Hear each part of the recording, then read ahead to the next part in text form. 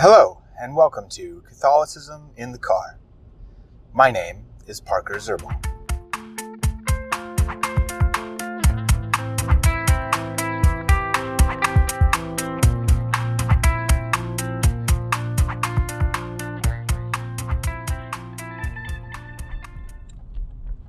Today is April 9th of 2022, and we are having some crazy weather here in Fort Wayne, Indiana for April.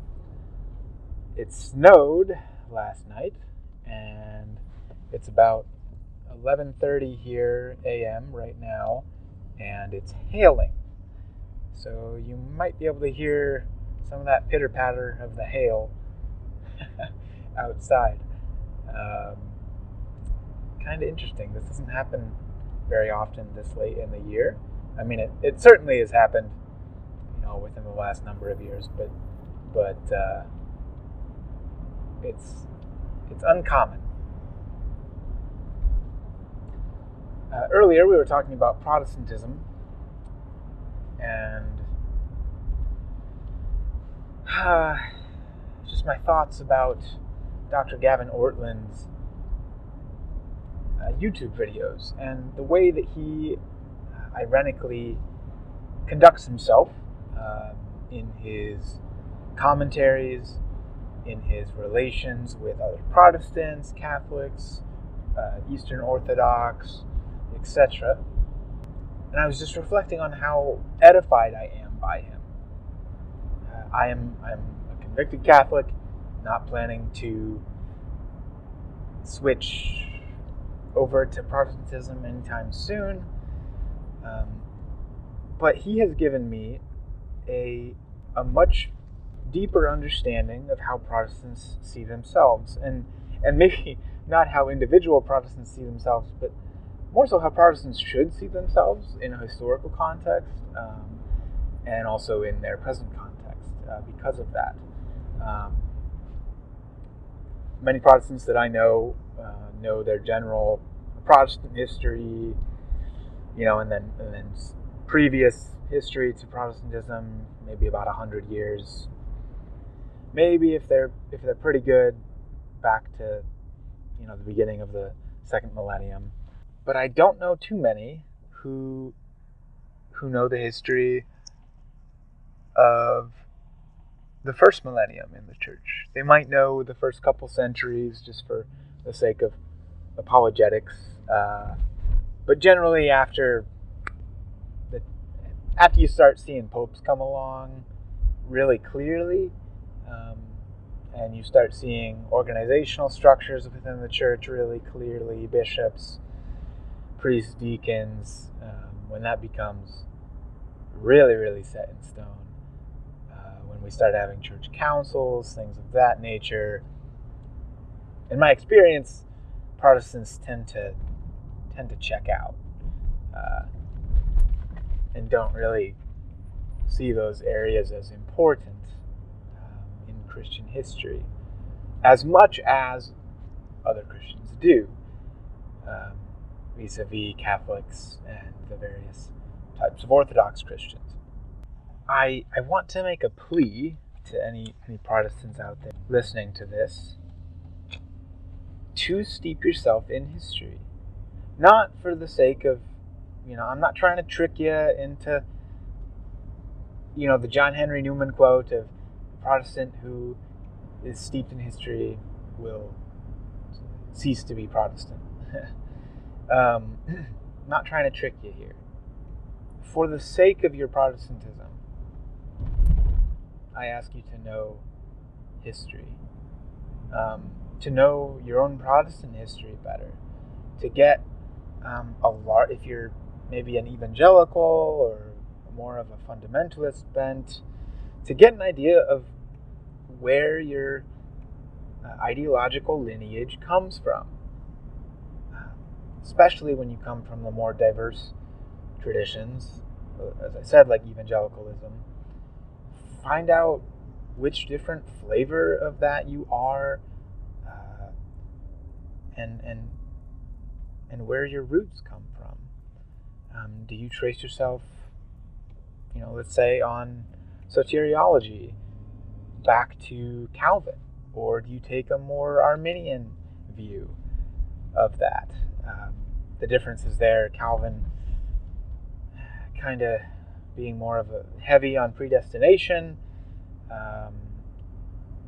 either doesn't believe humanity has free will or has a very limited view of free will in the sense of in the case of humanity, and Arminianism being kind of the opposite, having a much greater view of human free will, and seeing man's relationship with God as a cooperative one, where, let's say, God gives man free will, and man has the ability to use that free will.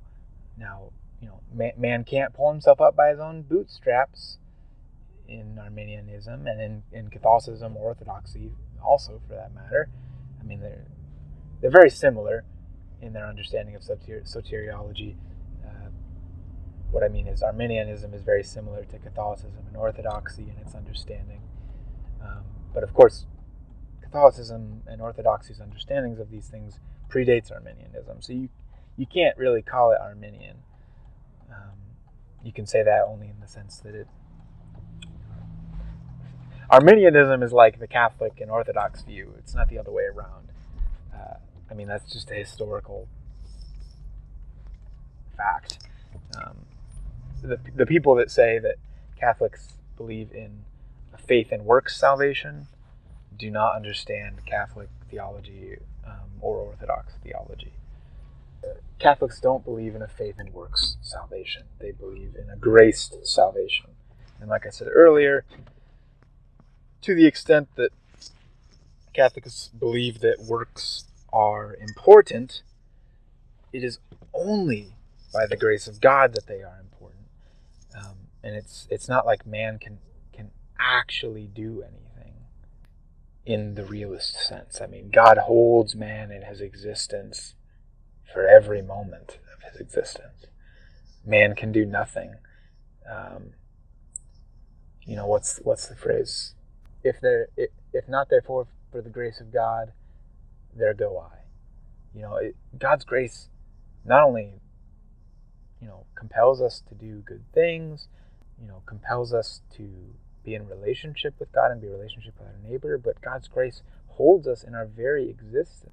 Even the most heathenistic person out there, the most vile, evil person there is, God is in relationship with him in so much as God is holding him in existence. So there's no room for, a Pelagian view of things within Catholic or Orthodox Christianity.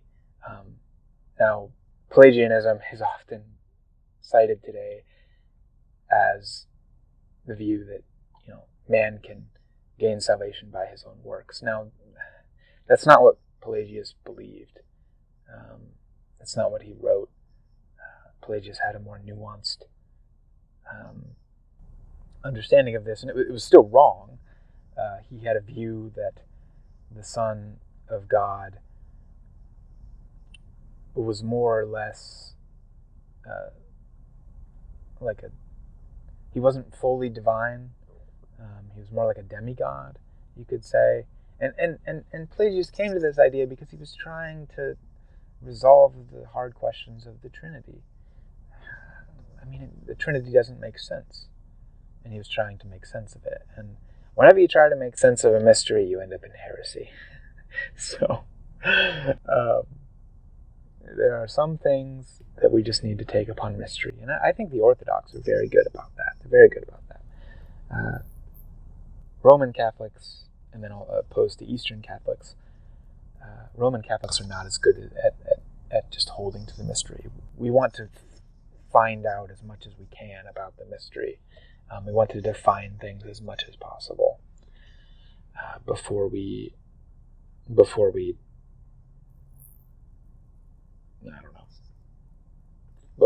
couch ourselves in some sort of view.